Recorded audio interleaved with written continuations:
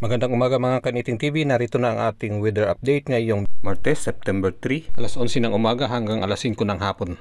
Base sa available data ng Pag-asa kaninang alas 10 ng umaga, muling lumakas si Tropical Storm Enteng habang binabaybay ang karagatan ng kanlurang bahagi ng Ilocos Norte pa west-northwestward papunta po sa West Philippine Sea.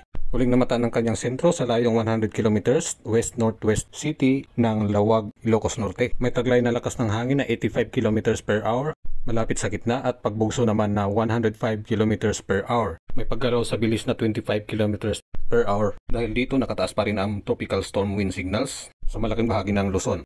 Malakas pa rin ang hangin at pagulan sa Ilocos Sur, Ilocos Norte, Babuyan Islands at Abra.